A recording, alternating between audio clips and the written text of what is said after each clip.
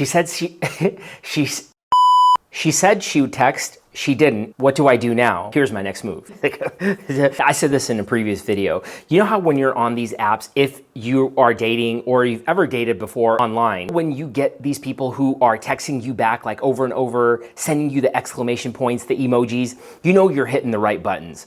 You know you're texting them right. You know that they're smiling when they're texting. Great. What happens is that this person, I'm meeting them downtown. We're meeting at a Mexican restaurant and she was already in that area. She holed a table for us. I'm supposed to get there a little bit earlier. I didn't. Walk in, sit down, hug, very comfortable. Everything seems cool. Like usual, like most of the dates, everything seems cool. It's like, I'm like, hey, look, I can't wait. I'm about to get her.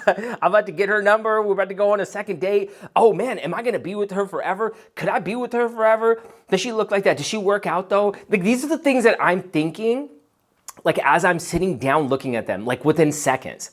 I make this assessment, look at her pictures online. A lot of the time, some of these pictures that you see do not look anything like the people in real life.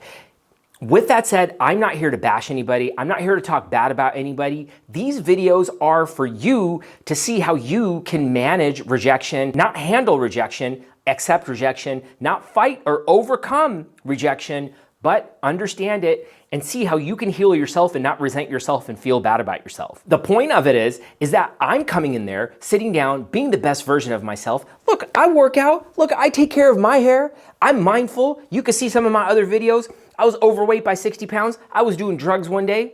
I went to therapy for 6 years. I'm still going to therapy. I've developed a proprietary process that I have a registered trademark on called Mind Hygiene. Shouldn't I have ever? I've studied mindfulness. I've studied charisma. I know what it means to make it about somebody else, tell a good story, make sure you smile with your eyes. Like these are all the things that I'm doing in the date and she's laughing. She's making me laugh. She's like ordering food for me. I'm thinking things are great. I'm like, should go marry her, you know, talk about these things in the middle of the date. I'm thinking about it. We didn't talk about this, but you know, I mean, who doesn't want to be with somebody long term? I ask her if I can walk her to her car. And then she says, no, it turns around. That goes and I'm like, okay, well, there it is. This date's a wrap. It's over. But then it's like full on catastrophization, okay? I'm like full on in catastrophe mode. I'm like, putting my head down, listening to an audiobook by James Navarro on everybody, what everybody is saying.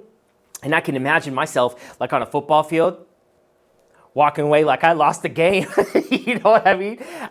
I mean, but like right away though, in all of this stuff, okay, this mindfulness, this cognitive behavioral therapy, the dialectical behavioral therapy, all of that stuff completely sometimes just goes out the door when it comes to emotions. Well, what do I do when I come home? Is that I'm like, well, is this person gonna text me, call me back? Are we gonna see each other again? And then I message her right away. She says that she would have a second date. And I said, look, you know, maybe we should go get some Indian food this time. We can go play pool, or maybe you can come over and then we can go on a walk here. I live near a garden. She's like, okay, you could tell that there's no emojis, no exclamation points in the messages. These things. Then after that, what happens is that I'm thinking like, okay, you know, full on catastrophe, right? These things that she, and you can see here I'm scratching my back as I'm reading that. It means I'm a little bit nervous. Because it's just nervous. This stuff is so nerve-wracking, this dating business, I'm telling you. So then what happens is that she says that she's not gonna come out with me again. That's that. Well, what am I doing now? I'm doing this meditation called Sadhu meditation. Sadhu in my language means soup. Oh, it's a comforting type food, so I wanted to do that. S-A-A-R-U.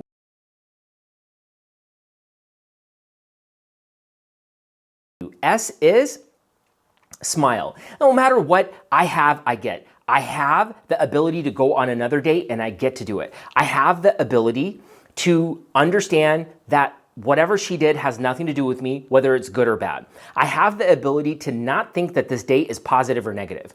And then A, accept defeat. It's okay to accept defeat. A is acknowledge God's work. R is responsibility transfer. I've probably felt bad about this date for maybe like 2 days. I didn't message, I didn't go out on another date. I said, God, look, I'm doing what I can right now. You're giving me all the tools that I need. I know that you've blessed me because look at what I have. let me transfer this responsibility over to you. And you is usher in something new or embrace uncertainty. Now, that's one of the biggest things here when it comes to accepting rejection. And she didn't say anything mean to me. She wasn't mad at me. She's just doing her own thing. I think a lot of the time when people are out on dates, they know they may not be ready, but then they'll go and see if they're gonna miss something. If somebody's gonna miss you, you're gonna know it. If you make a good first impression on somebody, they'll think about you years later, right? I mean, when you see somebody years later, you'll still remember them. Even if you went on a date, you'll be able to remember them, especially if you have a couple of stories that you shared together. With that said, what you want to do is you want to accept, embrace it, and understand it. And that's where mind hygiene comes in. And you don't get confused. You don't talk to a bunch of people. You don't bash them. You don't talk bad about them. That's the worst thing that you can do for your own mind. Imagine if you call somebody up and I say, hey, look, she said she was going to meet me. I can't believe she didn't. Oh, yeah, well, you're better than that. You don't need that in your life. What you need, oh, yeah? Well, what did you do on the date to affect that? Do you think that you could have done something better? Now, this isn't a knock on you. This isn't talking about your worth. This is about you personally developing yourself. And I am not here giving you no dating advice. I'm just talking about inspiration. I'm going through something right now. I'm trying to tell people, look, even if you look good, feel good, act good, you're probably still gonna get rejected. Rejections are small in your mind. If somebody's gonna remember you, that's where it really hurts, right? If somebody's gonna remember me, they're gonna remember me and they're gonna call me. But if I didn't do well, why didn't I do well? That's what I wanna know. With that said, phone is not on blast, no second date yet. Used to stress, I still stress, but I stress less, and then I reset. Mind hygiene, it's not like I don't fret, I do fret, but still keeps me set and I don't have regrets. Next date's coming, I heal myself. I accept, I embrace, and I don't hit eject. Man, I love rapping these days. If you wanna see how the next date flop, click right here.